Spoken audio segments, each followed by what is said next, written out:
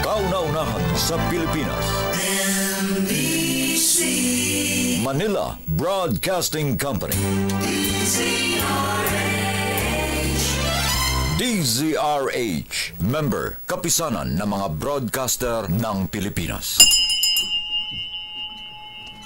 Oras sa Father Saldi Fabaer, Bishop Fahutagana, alas 4:12. Uy! Nakapag-break ka na ba? Nakapag-relax ka na ba?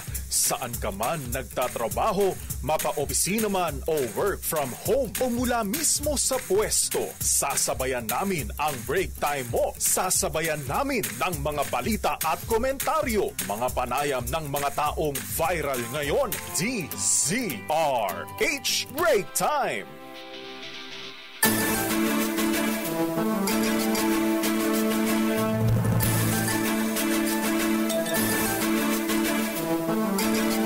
Magandang hapon, Pilipinas. Ako po si Deo Macalma. Ako naman, Thea Pecho Corpuz. At narito ang headlines ng ating mga balita ngayong araw ng Huwebes, February 6. Sa ating mga headlines, impeachment trial kay Vice President Sara Duterte Carpio. Hindi mangyayari habang naka-break ang sesyon. Tatawid na sa 20th Congress ayon kay Senate President Chis Escudero. Malacanang walang kinalaman sa impeachment kay Vice President Sara ayon kay Pangulong BBM.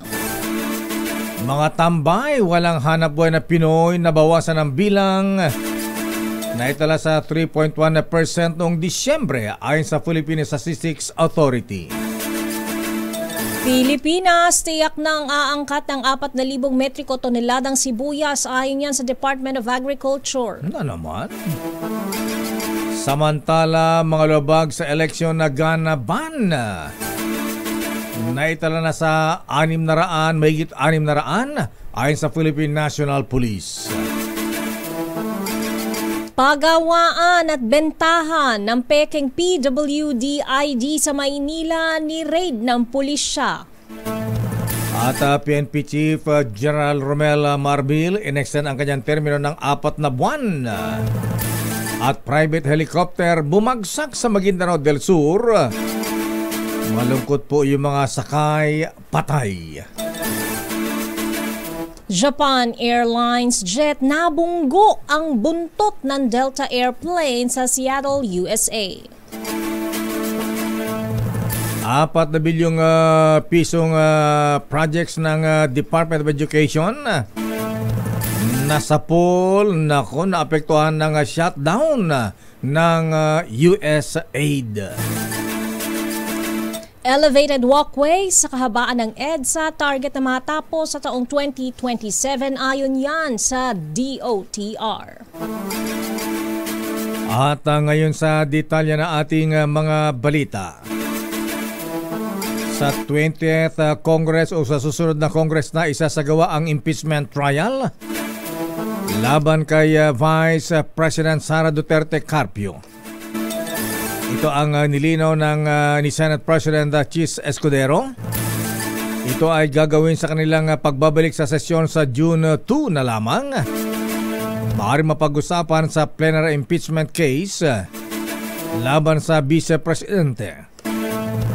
Ayon kay Escudero, walang mangyayaring impeachment trial sa panahon na nakabakasyon ang Kongreso para sa kampanya sa 2025 midterm elections. Hindi raw makatarungan kung pipilitin ang Senado na agad na aksyonan o madaliin ang impeachment process kay Vice President Duterte. Ayon kay Senator Chis, hindi makatarungan na ilang buwan inupuan ng Kamara ang impeachment complaint kaya hindi siya papayag na sasabihan ng sinuman galing sa Kamara na agad na umaksyon ang Senado tungkol dito. Sinabi pa ng Senate President na mahalaga na ang impeachment process na maging maayos na aayon sa batas credible, kapanipaniwala at may tunay na hustisya. Narito si Senate President Escudero. Hindi naman siguro makatarungan o tama na pagkatapos nilang upuan ito ng ilang buwan, biglang pwersahin, pipilitin at sasabihan kami ng sino mang galing sa Kamara na, hoy, bilisan nyo, aksyonan nyo, ano ba kayo? Hindi ganon at hindi ako papayag din nun.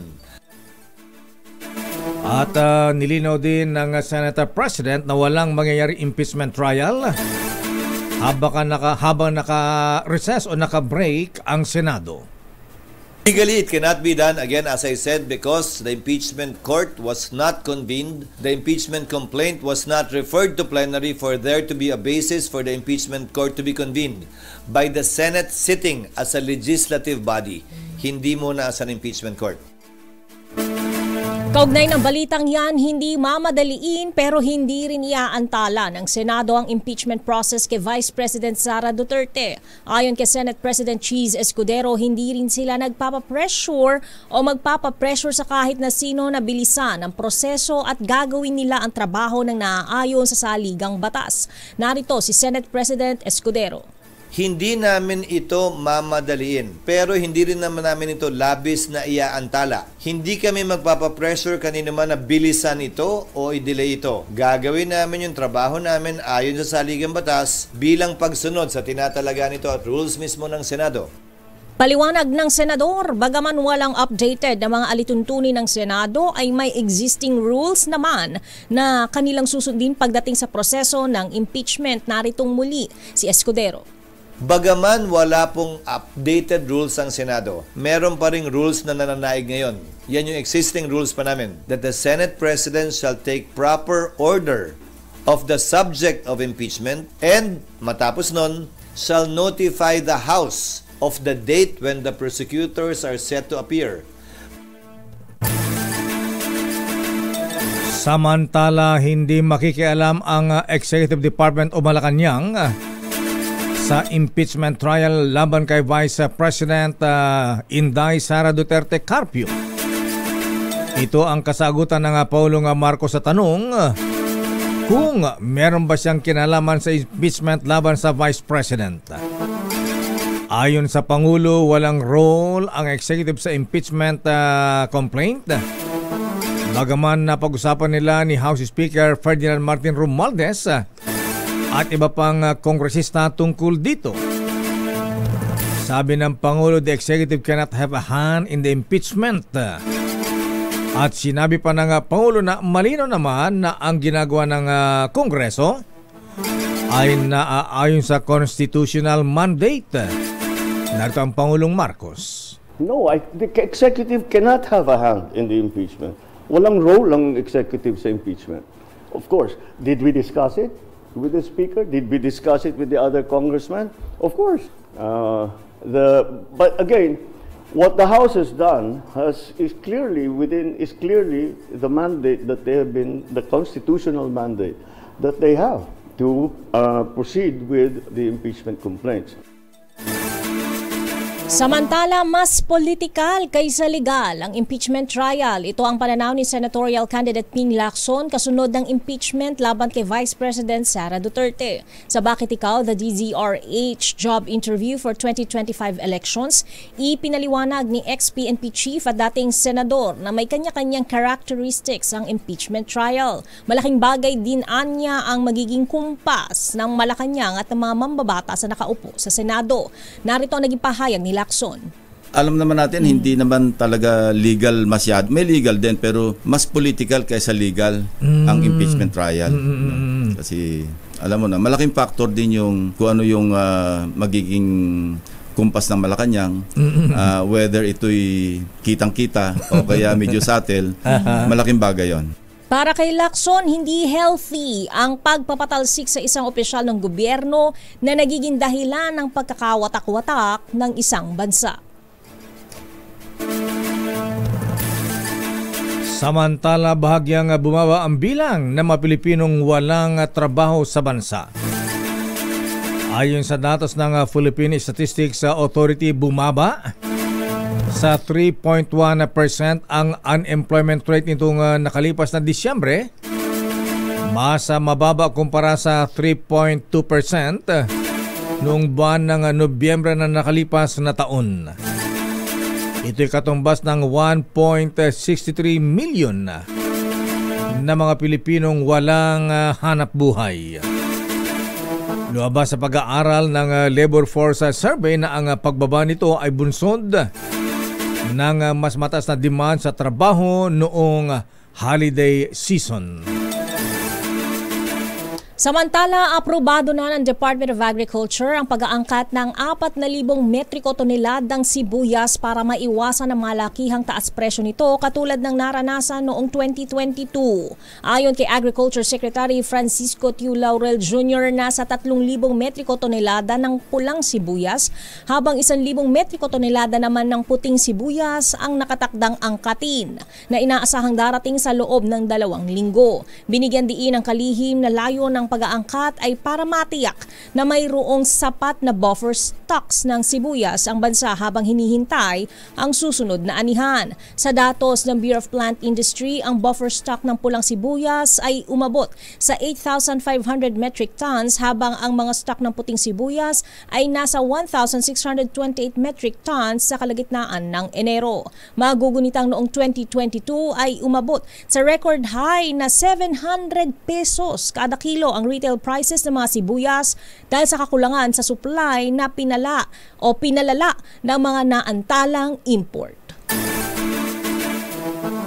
Pagagandahin at ibabandera ng Pilipinas ang buong Coconut Palace at Philippine International Convention Center sa Pasay City.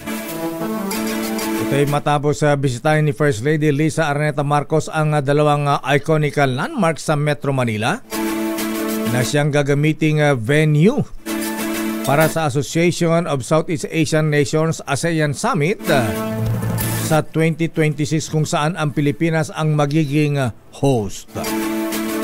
Pinangunahan mismo ng First Lady ang ocular inspection sa Coconut Palace at PICC sa Pasay City.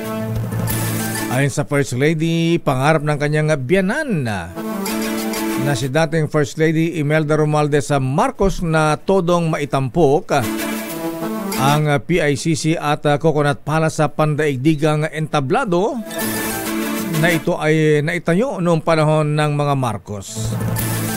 Ngayon anya ay pagkatapos ng 5 dekada ay muling bibida ang makasaysayang mga facilities para tanggapin ang mga leader ng ASEAN at kanilang dialogue partners sa susunod na taon. Una ang binanggit ng Malacanang at ng Department of Foreign Affairs na puspusan na ang paghahanda ng pamahalaan para sa hosting ng Pilipinas sa 2026 ASEAN Summit.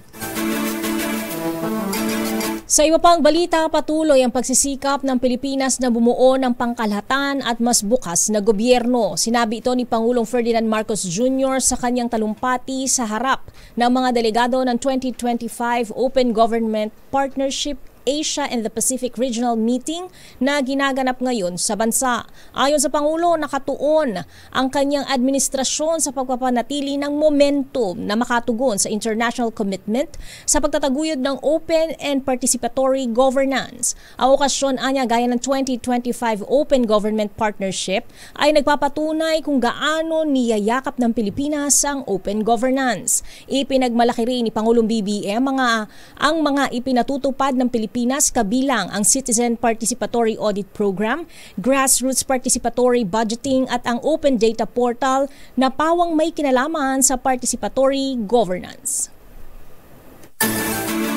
Babalikan natin ang pang detalye ng ating mga balita. Abay para sa mga gun owners paalala po sa inyo huwag magdadala ng baril dahil umabot na sa mahigit 600 ang nakumpiskahan ng baril na aresto dahil sa paglabag sa eleksyon na gun ban. At paggawaan at bentahan ng peking PWD ID sa Manila ni raid. At isang private helicopter bumagsak sa Maguindanao del Sur. Malungkot na balita, ang mga sakay patay. At 4 bilyong pisong project ng DepEd naapektuhan dahil sa pag-shutdown ng USAID. At elevated walkway sa kahabaan ng EDSA, planong itayo at ito ay inaasang matatapos sa taong 2027 ayon sa DOTR. Elevated walkway sa mukhang walkalator ito, Miss Teya. Maganda yan, lakay. Yes, pwede nang maglakad mula monumento hanggang EDSA Pasay. Nang hindi ka nakikipagpatintero sa bus, sa e-bike at kung ano-ano pang sasakyan. Ang detalye na mabalitang yan sa ating pagbabalik sa ating palatuntunang break time. RH Break Time. Oras, Mr. Cesar Lee, Mr. Michael is my guy. Abay, Hermana Rosie Sarangaya. Alas 4:27. Ang balitang ito ay hatid. Oras sa ganap na alas 4:35. Balikan natin ang detalye na ating mga balita. Umakyat na sa 665 ang mga inaresto matapos sinumabog sa eleksyon na gun ban. Ayon sa Philippine National Police, pinakamarami sa mga nahuli ay mga sibilyan. Kabilang din sa mga naresto ay mga security guards, sundalo, pati mga pulis, foreign nationals at iba pang law enforcement officers. Nakumpiska sa kanila ang 665 na iba't ibang uri ng armas, katulad ng pistola, revolver, shotgun, long firearms at mga pampasabog. May pampasabog pa. Ang granada. Ayon sa PNP, nahuli ang daang-daang gun ban violators mula sa inilatag na checkpoint na ikinasa ng police operations at gun bypass operations. Samantala, maglalabas ng bagong panuntunan ng Philippine National Police para matiyak na hindi maaabuso ang sinisita ng COMELEC na Oplan Katok. Ito ang kinumpirma ni PNP spokesperson Police Brigadier General Jean Fajardo kasunod ng pulong ng PNP sa Gun and Security Concerns Committee ng Halalan kung saan tinalakay ang nabanggit na usapin. Ayon kay Fajardo, idadagdag ang bagong guidelines ng Directorate for Operations sa ipinakita na nilang guidelines sa poll body. Nauna nang nilinaw ni COMELEC spokesman Attorney Rex Laudianco na hindi sila tutol sa inisyatiba kontra loose firearms bagkus ay iniiwasan lang itong magamit bilang panakot sa eleksyon. Sa kabila ng pagkwestiyon ng COMELEC, sinabi ni Fajardo na tuloy ang implementasyon ng programang ipinatupad bago ang election period. Tumutukoy ang Oplan Katok sa pagbabahay-bahay ng PNP sa mga expired ng lisensya at rehistro sa baril. Samantala sa ating mga reports, unahin natin ang report mula sa Malacanang. Ang Pangulong Ferdinand Bongbong Marcos Jr. nanindigan na hands-off siya sa impeachment laban kay Vice President Sara Duterte Carpio. Arrest number 14, Let Narciso, please come in. Miss Let. Lakay muling binigyang diin ni Pangulong Ferdinand Marcos Jr. na walang epektibo sa pag-impeach ng Kamara kay Vice President Sara Duterte. Sa katatapos na press briefing dito sa Malacanang, sinabi ng Pangulo na sumunod naman ang kanyang mga kaalyado sa nauna niyang sinabi na hindi praktikal ang impeachment process. Walang nag-file sa mga ito. Pero dahil may ibaan niyang nag-file ng impeachment complaint, walang choice ang mga mambabatas kundi action ito dahil mandato nila ito sa ilalim ng konstitusyon. Inamin naman ni Pangulong Marcos na kumonsulta sa kanya ang anak ng Sandro Marcos. Pinayuhan daw niya ito na gampanan ng kanyang tungkulin na suportahan ang proseso. Pero sabi ni PBBM, hindi niya naman alam na una itong pipirma. Narito si Pangulong Marcos. The impeachment complaint is exactly the same. Once it has been filed, there is a procedure that needs to be followed already. So sabi ko, andyan na tayo, sabi ko kay Kong Sandro, sabi ko sa kanya, the process has already begun. So, it's your duty now to support that process. So do your duty. That's what I told you. Do your duty. You have to support the process. You are constitutionally mandated to carry out that process. And you are a congressman, so do your duty. That's what I told you. I didn't know you'd be the first to sign, though. ngayong na-transmit sa Senado, bahala na anya ang mga senador kung paano i-handle ang impeachment complaint. Ayon sa Pangulo, bukas siya na magpatawag ng special session para ma-actionan ang reklamong impeachment laban sa Vice Presidente. Pero gagawin niya lang daw ito kung hihilingin ng mga senador. Sa ngayon, wala pa naman anyang anumang request mula sa Senado at naniniwala itong masyado pang maaga para dito dahil kahapon lang naman sila natapos. Ito si Let Narciso para sa DZRH, una sa Pilipinas, una sa Pilipino. Maraming salamat, Let Narciso mula sa Malacanang. So, walang order, ha? Oh, Sandro, mauna ka sa impeachment. Alang ka ng Miss Let, ha? Samantala, mga kapwa senador, pinadidistansya ni Senate President Chis Escudero sa usapin ng impeachment. Idetalye mo ang balita, RH28 Raymond Agpaas. Raymond. Mr. Mayor, pinadidistansya muna ni Senate President Francis Chis Escudero mga kasamang senador sa desisyon sa usapin ng impeachment. Ito dahil sila ang tatayong impeachment trial judges. Miyembro man sila ng kasalukuyang 19th Congress o kaya ay ang susunod na 20th Congress. Wala ng problema kung kanilang pupurihin hanggat sa gusto nila si Vice President Sara Duterte. Ngunit iwasang pag-usapan ng tungkol sa impeachment. Mas mainam na magpakita muna ng neutrality sa ngayon upang mabigyan ng credibility ang gagawin nilang trial kung matutuloy. Bagamat aminado si Escudero na ito ay paalala lamang sa kanyang mga kasamahan at hindi niya maaring busalan sa bibig ang mga ito. Isa sa mga unang nagpahayag ng kanyang saloobin sa impeachment laban kay VP Sara Duterte ay si Senador Amy Marcos. Ayon kay Senador Amy, tututulan niya ito hanggang sa dulo dahil ayaw niya ng gulo. Narito si Senate President Chis Escudero. I will admonish and keep on reminding the senators who will surely be part of the impeachment court, either in the 19th or 20th Congress, dahil impeachment court pa rin naman ang magpapasa ng ilang preliminary na mga bagay. To kindly, please, refrain from talking one way or the other for or against the impeachment or against or the impeachable officer in relation to this case. Pwede naman nilang purihin si Vice President Sara hanggang langit kung gusto nila nang walang kinalaman at hindi pumapatungkol sa impeachment. Wala namang problema yun. Pero this is a mere reminder and admonition. Wala naman akong kapangyarihang pigilan o busalan ang kahit na sinong miyembro na nais magsalita kaugnay nito. Ang naging pahayag ni Senate President Francis Chis Escudero. Ito si RH1. Raymond Agpaas para sa Yes, Mayor. Klaruhin nga natin, ayan, pwedeng ituloy daw yung impeachment ngayong Congress or next Congress, 19th or 20th. Ano ang mangyayari kung yung mga members ng 19th Congress na senador ngayon hindi manalo? O siyempre, yung may mga graduating na senators ngayon paano pag hindi matapos sa impeachment next Congress? Sino ang sila ba ay uupo pa rin kahit hindi na senador? O yung mga bago ng elected na senators ang magiging miyembro ng impeachment court, Raymond?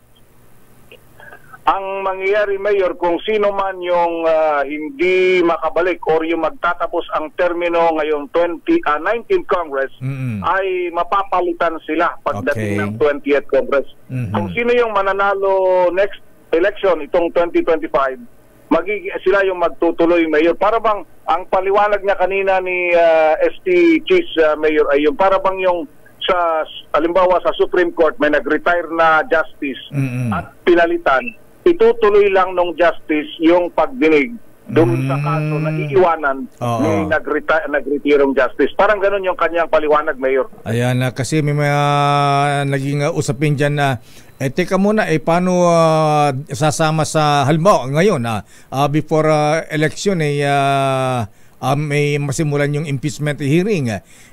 Paano malalaman yung mga bagong senador yung tinalakay ngayong halimbawa ngayong Congress, 19 Congress?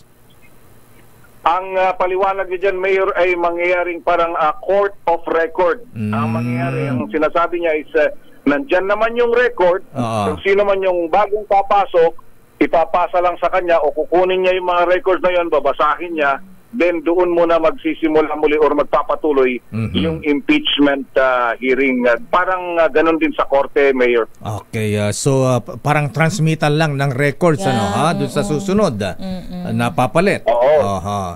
So ipapasa lang doon sa susunod na kung sino man yung mga mapapalitan at kung sino man yung mga babalik kung sakasakali. Isa pang tanong, Raymond, so masisimulan ba ang impeachment before May 2025 elections? Hindi na daw. Mayor. Hindi na. Ang pinaka na pwedeng magsimulan ay sa June 2. June 2 na.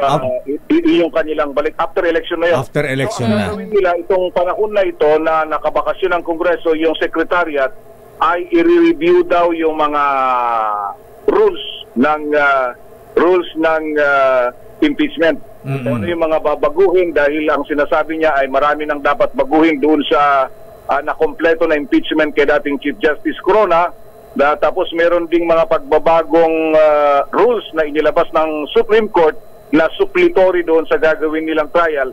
So magkakaroon ng pag-aaralan yun ng Secretariat, then lahat ng mga senador bibigyan ng mga kopya for comments. Kumbaga pagbalik nila ng June 2 kung sakasakali, kahit pa paano medyo may linaw na kung ano yung kanilang mga issue na pag-uusapan na Mayor at Ms. Thea. I-update ang rules. Ayun, okay. Yes, habang nakabakasyon at wala namang impeachment trial pa. Ayan, so definite ang impeachment trial after midterm elections na. Oo, after midterm election na, Mayor. So yun ang payo niya sa kanya mga kasamang senador, kahit mag-aral-aral na sila. Refresher. Mag-aral-aral na sila at magkonsulta dun sa mga mas bihasa. Kaya lang gaya nga ng pagkakabanggit ni SP Cheese naman kanina biglang-biglang ang dami daw abogado at hindi abogado na naging eksperto sa impeachment na nagputangan ngayon. Ayan. Nagbasa-basa din sila kung ano yung nangyari nung nakaraan, sabi ni Senate President Chis Escudero. Lalo yung mga non-lawyers na miyembro ng Senado. Oo, yun. Especially mga lawyers, may mga kumonsulta na sila sa kanilang mga abogado. Okay. Maraming salamat, Raymond. Ito si RH Conte, Raymond Advance para sa DZRH, una sa Pilipinas, una sa Pilipino. Samantala, Defense Chief ni President Donald Trump at Defense Secretary Gibo Teodoro abay pinag-usapan ang West Philippine Sea at pagpapalakas sa Armed Forces of the Philippines. Ano na pag-usapan? Aris number 52, Edniel Parosa, please come in. Edniel. Lakay, sa kauna-unahang pagkakataon na nagkausap sa telepono sina Defense Secretary Gilbert Teodoro at United States Secretary of Defense Pete Hegseth. Ito'y una o mula nang maupo ang nagbabalik na si US President Donald Trump na kilala sa kanyang America First na tindig at paniniwala. Sa official na readout na ibinahagi ng US Department of Defense, nabatid na tinirakay ni Hegseth at Teodoro ang importansya ng pagpigil sa tensyon sa South China Sea o West Philippine Sea. Gayon din pinag-usapan ng dalawang pinuno ang pagpapalakas sa sandatahang lakas ng Pilipinas. Sa kabila ng mga ilang komentaryo at agam-agam, iginiit ni Hegseth ang ironclad commitment nito sa Mutual Defense Treaty o MDT ng alyansa at kung paano ito makatutulong sa pagpapanatili ng kapayapaan sa Indo-Pacific region. Samantala, kasabay ng release ng kanilang usapan, idineklarang tagumpay ng AFP ang ika-6 na Multilateral Maritime Cooperative Activity o MMCA ng magkaalyado. Kasama na rin ang mga bansang Australia at Japan. Ito rin ang unang joint military drills na nilahukan ng Maynila at ng Washington kasabay ng bagong termino ni Trump. Ito si Edniel Parosa. Nagulat. Yes, Lakay. Di ba napag-usapan yung pwedeng magdagdag ng Typhoon missile sa mga EDCA sites? Times 3 ba, Lakay? Gusto mo?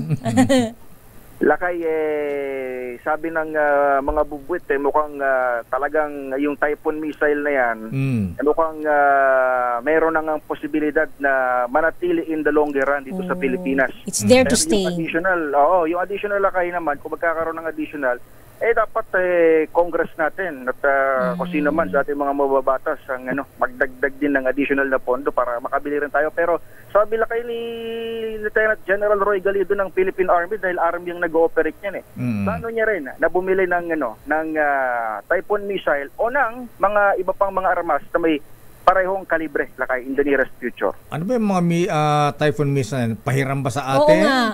Okay. Demo? Oo. For demo. Demo unit.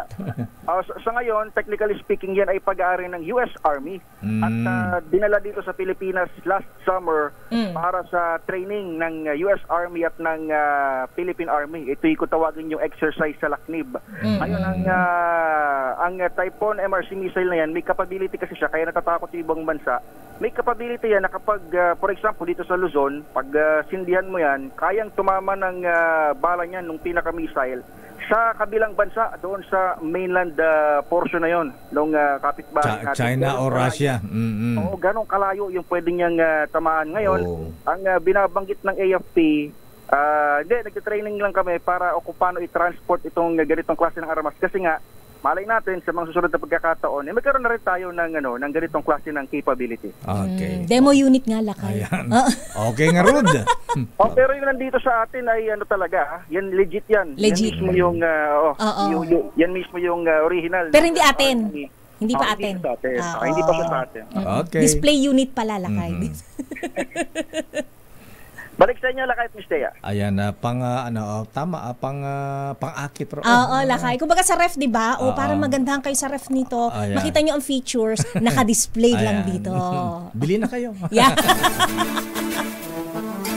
Samantala, halos 3 bilyong halaga ng droga mula Pakistan na sabat ng NBI at PDEA sa South Harbor, Manila. Idetalye mo ang balita RH27 Noche, Kakas Noche. Bisa Thea, talakay nasa 2.7 bilyong piso halaga ng illegal drugs ang nasabat sa joint operation ng NBI at PDEA sa Bureau of Customs sa South Harbor, Lungsod de Maynila.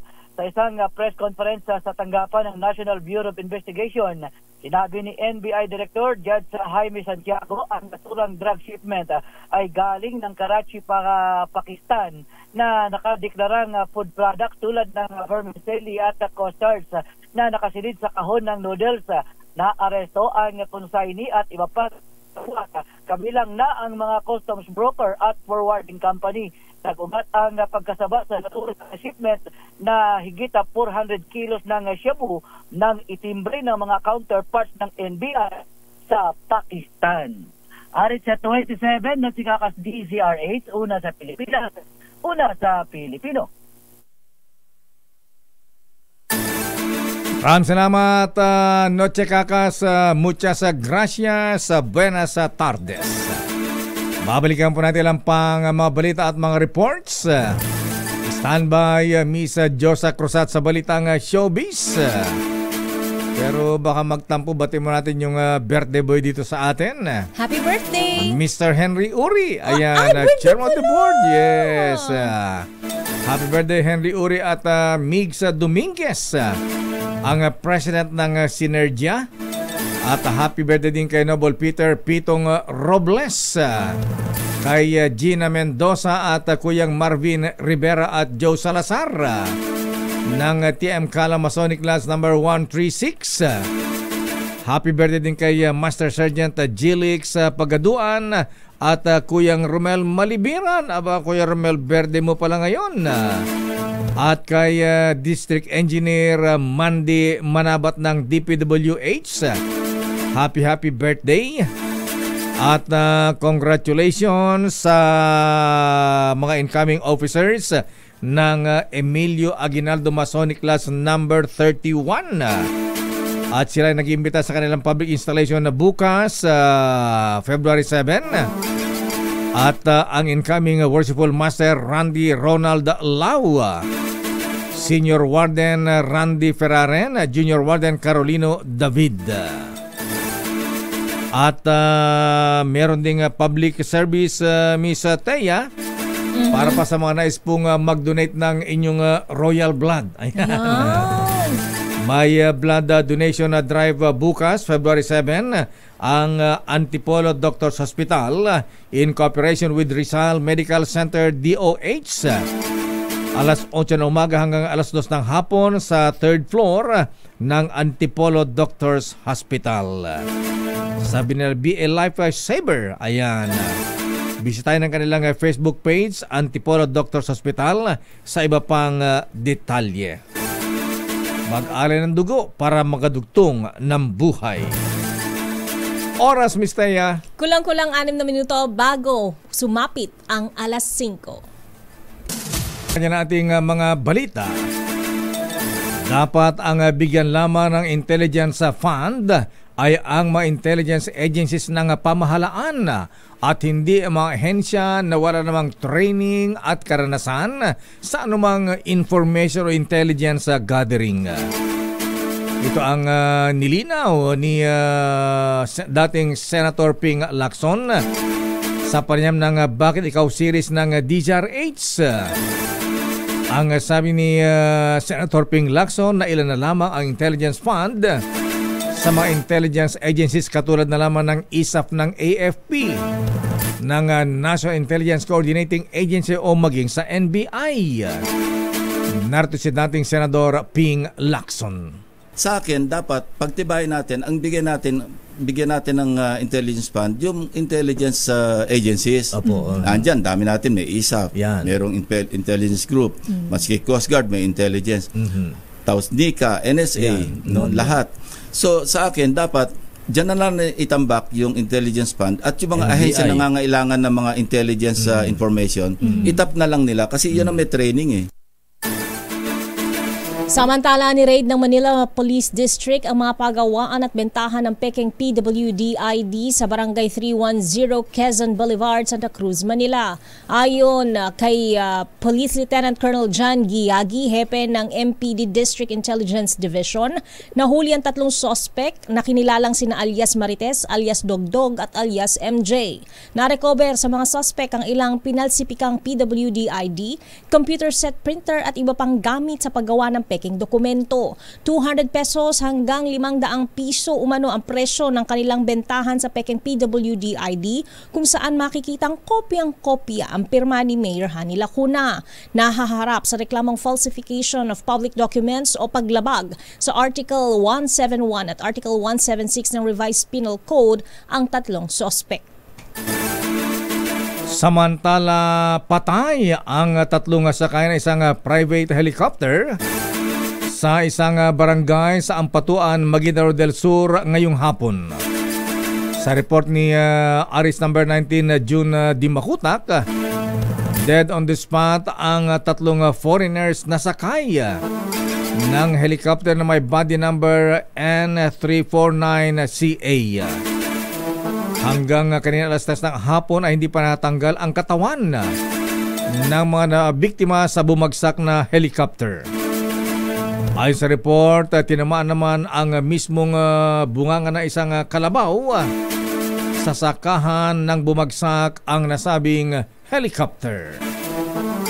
Samantala, nabangga ng right wing ng Japan Airlines 9201T jet ang buntot naman ng eroplano ng Delta Airline habang ito'y nagmamaniobra sa runway ng Seattle-Tacoma International Airport sa Amerika. Ayon sa Federal Aviation Administration, pansamantalang nagkaroon ng tigil operasyon sa mga flights ng airport dahil sa naturang aksidente.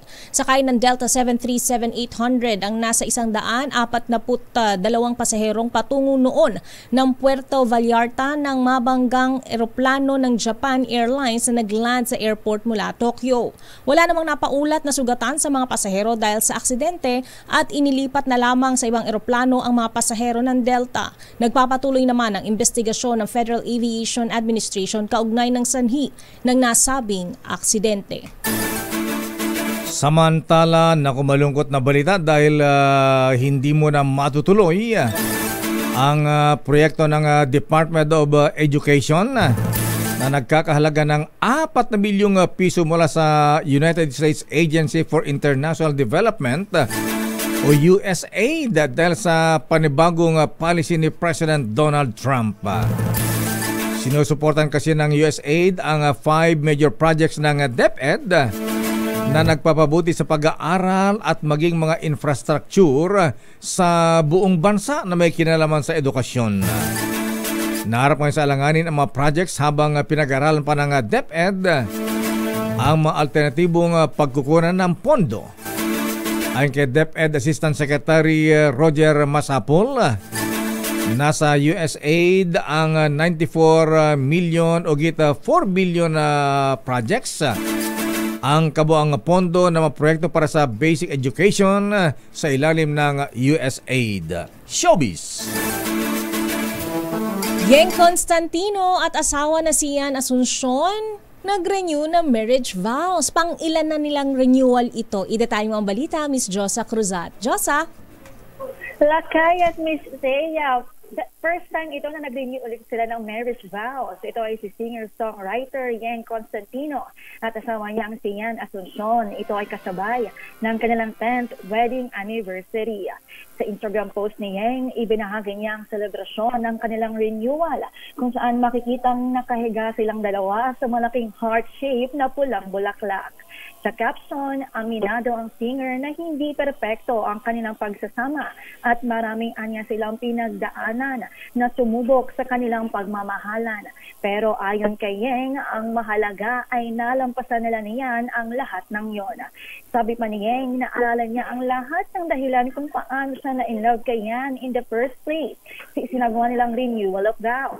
Pinaulanan din ni Yeng ng matamis na I love you sa asawa at kasunod ay sinabing looking forward siya sa marami pang taon na pagsasama kasama ang asawa.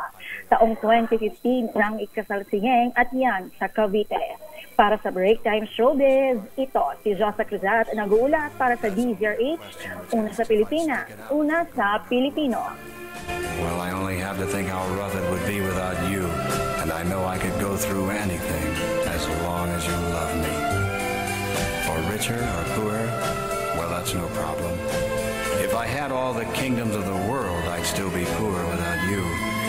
And yet, though I'm poor, I'm the richest man in the world if I have your love. Till death do us part. Wow, meron maganyang till death do us part. Magkamatayan man. Oo. Panghabang buhay na mo. Tayo pa rin. Congratulations at congratulations din sa mga newly installed officers ng Dalisay Lodge number 14. Aba, congrats Worshipful Master Brian Mansilla. Ayan. At binabati natin si Ateng, si Sisa MJ. At congrats din sa kanilang guest of honor speaker, Most Worshipful Ariel Kayanan. Pagbati mula kay Kuyang Andrew C. Congrats sa mga 3 lines ng Dalisay Lodge number 14. At masamang balita, Miss Thea, dahil ang halaga ng piso ay lalong bumabagsak. OMG! Dahil lalong lumakas ang dolyar laban sa piso. Sabi nating business correspondent, 58 per dollar na ngayon, Miss Thea. Ha? 58? 58 pesos and 18 centavos. 18 centavos. Kahapon nagsara sa 58 and 9 centavos. Ayan, bumagsak na naman ang halaga ng piso ng 9 centavos. 9 centavos. Kakalungkot naman. Swerte yung mga may dollar. Buti pa sila lakay. At ayan ang kabuhan natin pala tuntunang break time. Ako po si Deo Macalma. Ako naman, Thea Petro Corpuz. Susunod na. Mabalansyadong balita, Chairman of the Board Henry Uri at ang favorite ng Chinese Embassy. Hindi ba ng American Embassy? Chinese Embassy. Ayan. The Mall. Manunal ba yan? Manunal. Miss Kay Karen Oyong. Bye-bye. Ingat-ingat. Oras, 5:06 at 6 na minutos.